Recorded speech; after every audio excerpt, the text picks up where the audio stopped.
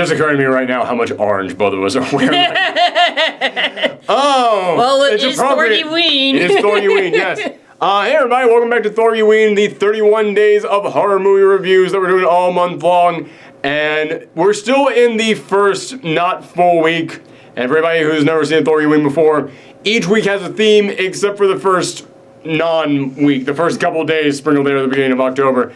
Those are just the days where we watch whatever it is that we kind of want to watch. It's kind of typically dedicated to these shows to the movies that I've always kind of wanted to watch but never gotten the opportunity to. And this is one that for years, like decades at this point, I have known about and I've been interested in, and I just never really had that excuse to watch it. So I'm glad that now I have finally seen it. And man, oh man, what a year to see this in. We're talking about They Live. And yeah, I will be honest with you guys. Like I said, every single year we have themes for each of the weeks. 2020 has been such a nightmare that I was actually going to make one of our week themes 2020, in which every single movie was going to be dedicated to something that went wrong in 2020. I was like, there's gotta be a horror movie dedicated to murder hornets somewhere out there. There's gotta be. They just announced that vampire bats are going to start moving into America. So yeah. And Netflix has been recommending us bats. Oh, Amazon Prime. Amazon Prime, my bad. But yeah, I keep seeing that. I was like, it's right there. So we were going to do that, and I was like, They Live will definitely be one that we talk about. But no, we're not going to do that. I figured that'd be too depressing, but yeah, let's go ahead and rip this depressing Band-Aid off. Because I did still want to watch this one, no matter how much it would remind me of the real world. And oh dear God, did it. Yeah, so.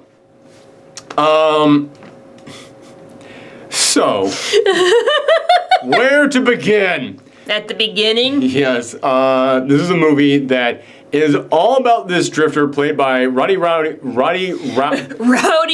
Piper. Thank you. I'm gonna let you guys in on a secret. When I was a kid, I had a speech impediment and I could not say R's. I had the Barbara Walters disease, where you know, like the Elmer Fudd syndrome, where R's just turned into W's for me.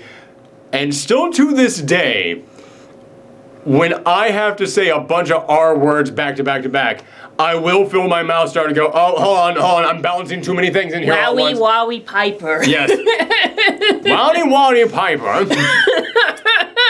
But yeah, Roddy Piper, he is playing this drifter, which I don't know if they ever say his name in the movie. He does have a name. I remember as we were watching this film, there came a moment which I was thinking to myself, have they said this? And then like 10 minutes later, you turned to me and said, have they actually said the character's name yet? I was like, if you don't know that, I definitely don't, because you are always the person who remembers characters' names in movies. I always forget them. But yeah, he does have a name, but let's be real. We're going to call him Roddy Piper. He's this drifter just going around from downtown, finds a working on a construction site, and he basically finds this little shanty town to go and live in. And across the street from them is this church, and the guy who's running this little community, he keeps going over to the church, and he hears weird things happening over there. And then one day the cops just come and break the whole thing up. And man, I knew this was going to remind me of some of the terrible shit that's gone down this year. But that scene of the cops coming in there and just beating the crap out of people. And like they were like bulldozing down their houses and everything, and just like, and we were just like, this feels like news footage that we're watching. Like back in the 80s, this was meant to be a terrifying scene. This today feels like we just turned on CNN. Like, it is weird. So we have to address that. It is going to feel weird watching this movie at this time. This has been on my to-watch list for Thorgiween since we started Thorgiween. And it is weird to me that this was the year I finally decided to watch this thing. I have to keep bringing that up. But after they bulldoze everything down and they arrest some of the people who are over at the church, Piper goes in there and he starts searching around and he finds a box in there. It's like they had to be keeping something secret in here, something good. And he finds it, and the box is just sunglasses. And he's like, this is stupid. So he throws he throws the sunglasses away, but he decides to take one before he goes, puts it on, and when he puts it on, all the signs around him, like all the advertisements. All the advertisements, yeah. All the advertisements around turn to obey, consume. Yes. Like he looks at like a porno mag and it just says breed. and he looks at it like dollar bills as like, this is your god now. Yes, yeah, that was the weirdest one. And he looks at certain people wearing like suits and ties, and like, you know, certain like wealthy to-do people out there, the 1%ers, and he looks at them, and they're all aliens with like no skin, giant bulging eyes coming out of their face. You've all probably seen a clip of that somewhere. Like the joke about like putting on the glasses is such a famous thing. That's like, yeah, man, you've probably, even if you have never seen this film, you are aware of that moment in here, putting on the glasses and seeing that stuff, which I have to say, the moment of him actually putting on the glasses, I think is very underwhelming, because he just puts it on and there's no music. There's like, maybe I just am misremembering this, maybe I wasn't maybe it just like didn't ring with me or anything, but like, it's just a very silent scene. All you get is the sound of the city street. He puts the glasses on. There's no like da-na, like no like zoom in of like shock or anything. I kind of feel like that was like intentional. I think so, honestly. Because it's like, if like having no music makes it feel like more realistic. I think that was it. Like I say, it was kind of underwhelming, but that was more in terms of like the presentation of it. But I think that you're right. I think that was on purpose. I think they wanted to be more of a they did want to be more realistic, and it does kind of make me wonder how audiences seeing this for the first time would have reacted back when this first came out versus us, who, even if you haven't seen the film, you know what's going to happen when he puts the glasses on. Like, we're all aware of that. It's like a part of film history at this point. So I wonder, like, if audiences back then would be like, oh, whereas I'm just like, oh, that's it, he just puts the glasses on. Oh, okay. I thought it was going to be a bigger scene or something. Yeah, it's like Star Wars, where they reveal, like, Darth Vader is Luke's father, and it's like, you wonder how, like, if people, like, it's been done so many times that we're used to it, but, like, when it first came out in theaters, you know, everyone was like, It's kind of, yeah. Kind of like that, yeah. Yeah, he puts that on, and here's one of the weirdest parts about this film. There are other little bits of this movie that I am aware of. Like, there are scenes that I have seen. Like, another famous scene in this is where he walks into a bank, just loaded up on a shotgun, and he says, I have come here to kick ass and chew bubble gum. And I'm all out of bubble gum. I honestly thought that was originally from Duke Nukem.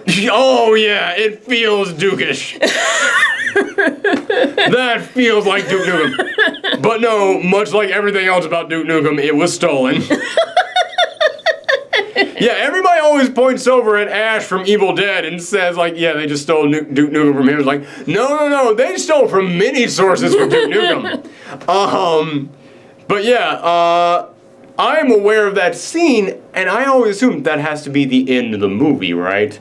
That has to be the end. Like, after this guy has investigated this, found out about these alien invaders, goes in there, and then he's like, well, now it's my time to have a showdown with all these aliens. I'm going to storm this big building that's full of them. I'm going to try and take them all out. Yeah, that's got to be like the finale of the movie. No, he puts these glasses on, has like 5 minutes of stumbling around the town, like, what the hell is going on with this place? Steals a gun from a cop, and then walks into the bank and is like, time to start murdering people. It's like, what? It is shocking how quick he gets to that point. This movie is like, this movie almost feels like it was made for the people not watching it for the first time, but for the people 2 decades later who are aware of all the things that happen in it. And it's like, we know you know this is going to happen, let's just eventually get to it. It is weird how quickly they jump to some of these things in here. But I will say, it is a very enjoyable film. At least for me. I don't know how you felt about it. Oh, yeah. Yeah, I thought this film was very enjoyable. I mean, like, there were definitely, like, some tropes that were very obvious, but that was, like, part of the charm. Yeah, it is. Man, it kind of walks that tightrope of being, like, tropey. You've seen these things before, but also being very original and very much its own thing. And I'm wondering if that's just because, again, this came out back in the 80s, maybe these things weren't tropes back then. Maybe. And maybe just everything is kind of taken from this. Again, it's kind of hard reviewing something that you are fully aware of. Speaking of that, I definitely had more knowledge of this than you did. Yeah. And when we got to the fight between Piper and Keith David, That is a famous scene. That is one of the most famous fights in all of movie history because of how long it goes on. I had no idea it went on that long. Yes, and when we got to that scene, about halfway through the fight, you turn to me and just goes, this fight has been going on for a long time. And it just cracked me up that that's the joke about this. That, like, the thing that everybody knows about this scene is how long it goes on, and you were unaware of this scene, and that was the first thought you had, like, this is going on for a long time. Well, I'm sure everyone like had that thought when they first saw this movie. That's what I'm saying, is that it was just so interesting that, like, I know that the joke about this fight scene, or not the joke, but, like, the thing that's famous for, is that it goes on for so long. I know that's the thing that everybody knows it for, and then you discovering it for the first time, that was literally the thing that your mind went to. I was like, wow! It's just really, it's just, I don't know why, but that just kind of cracked me up that it's like, you had the exact realization that everybody has had that exact realization about this scene, and I got to watch you have it in real time. I don't know why, that was just like, that's a very unique feeling. Yeah, it's always fun. It's kind of like we just mentioned the Darth Vader thing. You know that video clip of the dad recording his son watching Star Wars for the first time as he learns Darth Vader is Luke Skywalker's father, and he just goes. That was kind of my moment here. It's like, you just realized this, yeah. There's like something very enjoyable about seeing someone's reaction to something that you already know. Yes, that is exactly what it is. It's kind of like when you go into a horror movie and you know something good is going to happen, but someone else doesn't, so you're just kind of like, You're not even watching the scene, you're just watching the other person. You're like, oh, yeah, let's see your reaction. Here it comes. Like. Yeah, but that fight scene is actually like, man, even I knowing it went on for a long time, there's still like 2 moments that I was like, and now it's over. no, okay, it's still going on. And here's something I gotta say about it. It is brutal. Yes. It is not like 2 stuntmen just like, doing flips and kicks and like they're both selling martial arts.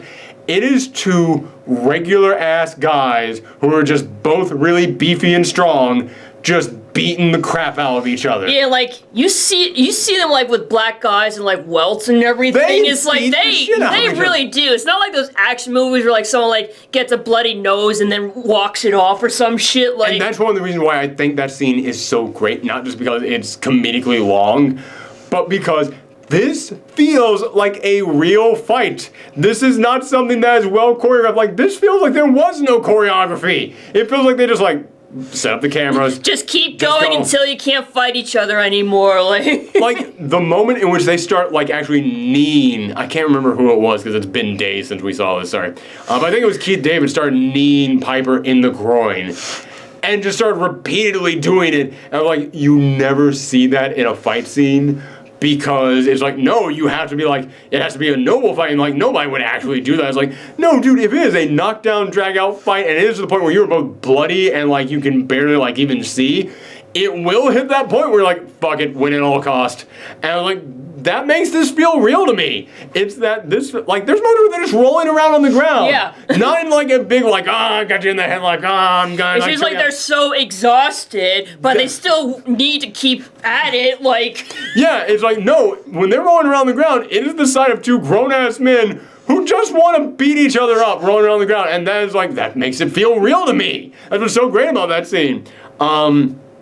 But yeah, I really do like the chemistry between Piper and Keith David, which, man, Keith David, I forget how buff that dude was when he was younger. There's a reason that he has such a kick-ass voice. He trained every muscle in his body. Yeah, and I do actually really like the relationship between those 2 characters. I do like what kind of a mystery man Piper is. Like you said, we didn't even really know his name, but yeah, he's a drifter. He kind of comes from nowhere. But I really like that about his character because A, it makes him feel a little bit more like an everyman. And this film is supposed to be about the everyman standing up to basically a secret organization that runs the entire planet, runs the media, runs the government, runs all that stuff. So this is basically Persona. Persona 5. Persona 5 to be exact. Yes. Yes, this was my Persona 5 for this year. Oh shit, yeah, that is a plot point in Persona 5. Wow.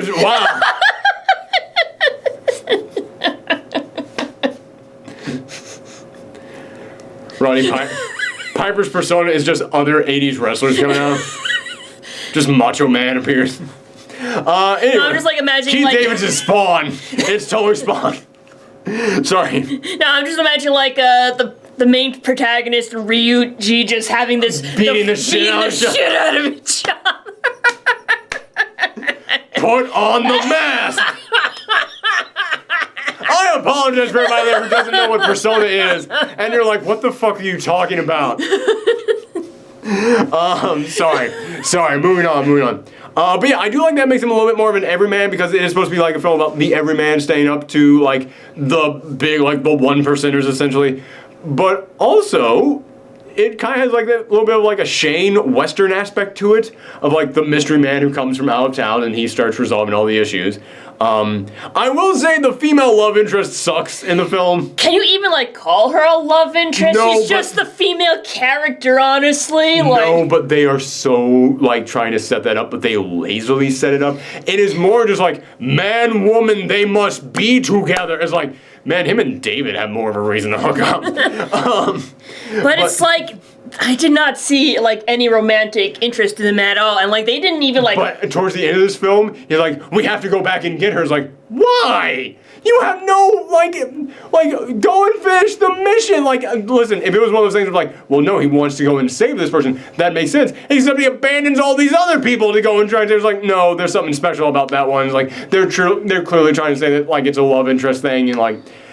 There so isn't. No. Yeah, that's one of the big actual flaws of this film. She is bad, and she is only here for one purpose. I won't spoil it, but it is like, it's a purpose that's kind of fulfilled by another character too in there. And that other character actually has more of a, like, not reason, but they actually delve into their reasoning behind what they do. Man, it's hard being vague on this. But yeah, when they actually like meet this other character who does the exact same thing that she does later in the film, that character is like, well, I'm doing it because like A, B, C, all this stuff. Is like, okay, well, I'm not saying I agree with you, but you at least gave him like something. She just like, and now that. Mm-hmm. All right. But yeah, so yeah, that is an actual big complaint. But the rest of this film, I do think it still holds up, and wow, it is really good and really appropriate. It's like, I felt like the beginning was like super depressing, but like once it revealed that like it was aliens behind all this, like it became less depressing because that's like, aliens aren't the ones making us miserable, it's the millionaires. Like, it's not aliens, it's actual human beings, which is actually kind of sadder when you think about it. Oh, yeah. Like, listen, this film is supposed to be Rowdy Roddy Piper just going nuts and like taking down all the people who are making life shitty for the everyman out there.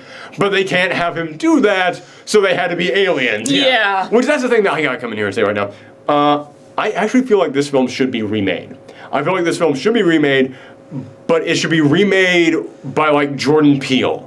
It should absolutely be made by somebody who is very socially conscious, who understands the message of this film, and really is not afraid to lean into that, because I know there is, just like a lot of kick-ass, like, action-y things from the 80s that had a message to them, just like a lot of anything from the 80s that had a message to them, there's a lot of, like, right-wing nutjobs out there who completely miss the point of it, and now they have their own thing that they know about, and I know that there is a whole other group of people out there who would love to see this remade, but they were like, yeah, have it be The Rock in there, and have him, like, stand up against, like, I don't know, have him fight the protesters, and like, that is so not what this is. You are absolutely wrong about this.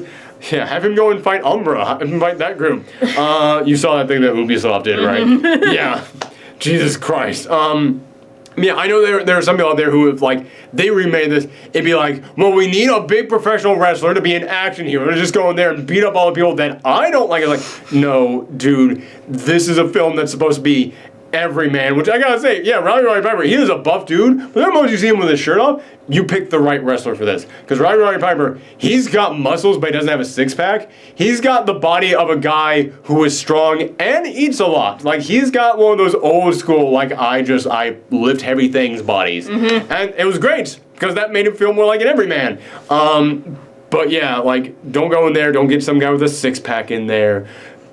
Get, like, the average guy who's got some muscles and have him like just be like have it be what this film was. Have it be incredibly socially conscious. Have it not be afraid to stand up for big important things. Like I said, Jordan Peele would be absolutely the right guy to put in charge of this film. But yeah, I think this film really could work as a remake. When it comes to horror films, I am far more accepting of remakes than most people. Most people are like, no, never touch this thing, it's a classic. I'm like, most horror films have something to do with the time period they came out, so you could absolutely take a lot of them, move them to a new time period, and then take that message that's similar to other things going on right now, and then reconstruct it to have it absolutely work in the modern time. Also, like, so many horror movies have already had so many sequels that it's like, if you reboot it, I don't think anyone's going to be all that upset about it. That's the other reason why I'm far more lenient on horror movie remakes, is I'm like, what are you going to do? Fuck it up more than like 9 other people already have? Yeah. So yeah, I think this film was great and it still holds up, so yeah. That's it. Day 2 of the post-Shriek-Out reactions, the 31 Days of Thorgiween. Come back tomorrow for another brand new review, and that one is going to be odd. We'll say that. It's a little bit of a weirder one, so come back for that one, everyone. Bye. Bye.